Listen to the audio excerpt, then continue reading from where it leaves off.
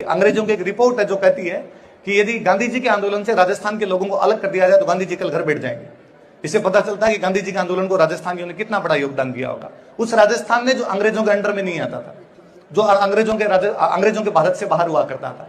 इसलिए आप हमेशा पाते हो कि आपके राष्ट्रगान के अंदर सब लोगों के नाम आते हैं। पंजाब, सिंध, गुजरात, मराठा, द्राविड़, उत्कल, बंगा, उसके अंदर राजस्थान कहीं नहीं है, क्योंकि अंग्रेजों का जो भारत हुआ करता था, राजस्थान उससे बाहर हुआ करता था। राजस्थान जब 47 में भारत आजाद हुआ तो भारत का एक पार्ट बनाया गया था। भौगोलिक दृष्टि से थे, पर उस समय का जो पॉलिटिकल और उस समय का जो एडमिनिस्ट्रेटिव सिस्टम था उसके अंदर राजस्थान नहीं आया करता था। उसके बावजूद राजस्थान के लोगों का गांधी जी के आंदोलनों में अभूतपूर्व योगदान रहा। आप बिरला, बजाज, दो के तो नाम जानते हो। इसके अलावा भी भारत में आप अब छोड़ दीजिए अंबानी, अडानी और टाटा जी को छोड़ दीजिए, या अजीज प्रेम जी, इनके अलावा भारत में किसी भी बिजनेसमैन को देखेंगे तो आप तमाम लोग आप राजस्थान के पाएंगे। आप पुनः सोचिए, उस प्रदेश के लोगों ने सबसे अच्छा बिजनेस किया, जिनके न तो अच्छी खेती हुआ करती थी, न कोई उद्योग धंधे थे, और व्यापार वाणिज्य के अंदर वो लोग खूब आगे सफल रहे।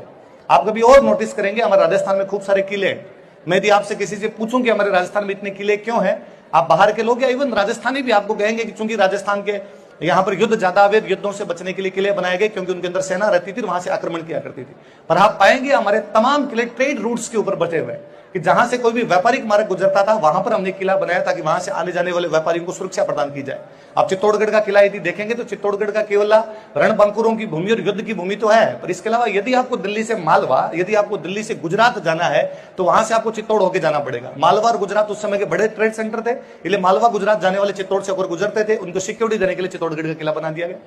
मैं कई बार सोचता हूं कि आज के लगभग 900 साल पहले 1155 ईस्वी के अंदर और हमारे जैसलमेर के अंदर किला बनाया गया। मैं पूछता हूं कई बार बच्चों से कि हमारे जैसलमेर में इतना बड़ा किला बना, उस राजा ने कहां से इतना धन इकट्ठा किया होगा, कहां से वो किला बनाया होगा। बच्चे कहते हैं मुझे कि सर उसने टैक्स लिया होगा।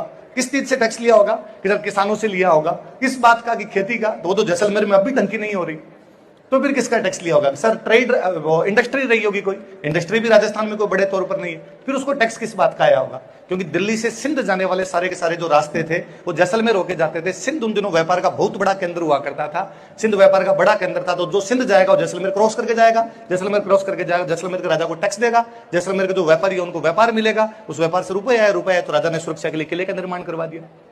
आप पंजाबी गाने सुनते हैं सारे, ज्यादातर लोग आप में से पंजाबी गाने खूब सारे लोग सुनते होंगे। आज के बाद आप थोड़े पंजाबी गानों पर ध्यान देना, आपको हर तीसरे पंजाबी गानों में बीकानेर का जिक्र मिलेगा। बीकानेर इतना टच रहा कि पंजाबी इवन उनके ये कि हमें चुनड़ी रंगवानी है तो बीकानेर से, हमें अफीम भी लेके खानी है तो बीकानेर से, हर जगह बीकानेर।